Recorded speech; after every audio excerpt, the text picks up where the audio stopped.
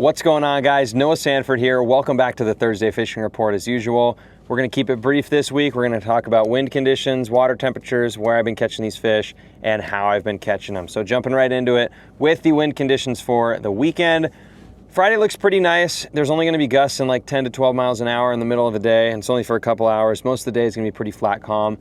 Saturday looks pretty nice in the morning, but by about 9 or 10 o'clock, it's going to start getting windy, and by noon, you're definitely going to want to be off the water if you're in a boat or kayak. Sunday looks pretty gnarly the whole day. It's pretty much going to be windy all day. There's a little bit of respite between like 7 to 10 in the morning, but it's still going to be pretty gusty throughout there. And I believe the gusts in like the early morning and afternoon are going to be like 25 to 30 plus. So Sunday's not looking very good. Unless it's the only day you can get out there, then be safe and be careful. Don't plan on going very far because that wind is not going to be fun on Sunday. Water temperatures are going to be the low 70s right now.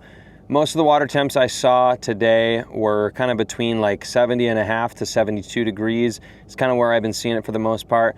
I think I forgot to mention, but I've actually been on the water all day long. I got out here at dark and it's a little bit after 3:15 right now. So I've been on the water for about 10 hours today. I had clients this morning who I dropped off around noon, and then I went back out for a few hours, just kind of scouting out some spots and everything, looking for new water, looking for bait, looking for birds, all that good stuff that comes along with being a guide and being challenged with putting clients on fish every single day. So went back out there for a few hours, and today was pretty average. It wasn't anything like crazy, nothing to write home about really, but it also wasn't horrible. I think we probably caught like a dozen or so fish with the clients this morning. We got a handful of everything, kind of got the Lake Mead trifecta. We got some stripers, largemouth and smallmouth. Decent sized ones, a couple of them were pretty good. Nothing crazy.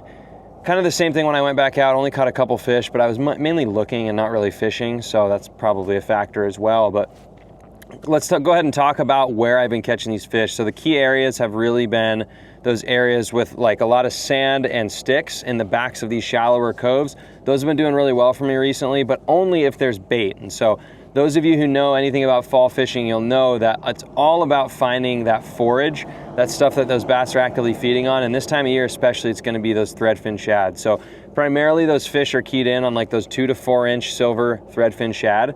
So naturally you're going to want to throw lures that look like that. I'm mainly throwing small little silver swim baits, silver topwater lures, that kind of stuff, silver jerk baits. Anything that looks like a little silver bluish minnow is gonna get the job done, because that's what those threadfin shad look like, right?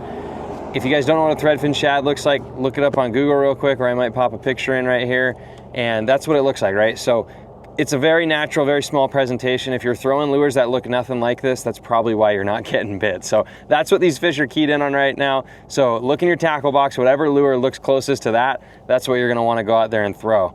Now, when it comes to the bait selection, pretty much just went over it. I mean, you're gonna wanna focus on like mainly reaction baits, honestly, has been doing really well for me. So like those smaller crankbaits and jerk baits, small swim baits, that kind of stuff.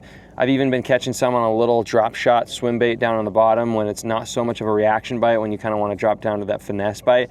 I've been doing really well fishing those really, really small bait fish profiles down on the bottom, like 20 to 30 feet. Once that sun gets up, those fish become a little bit less active in the backs of those coves, and I've been doing really well on those steeper bluff walls and whatnot as well.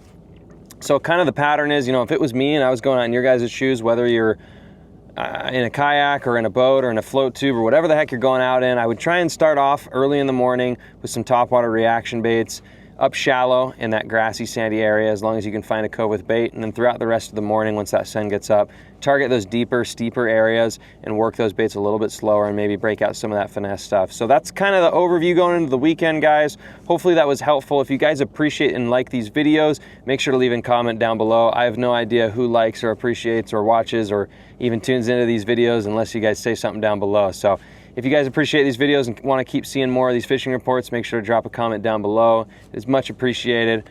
Thank you guys for always following the channel. My name is Noah Sanford, and as always, we'll see you guys out on the water.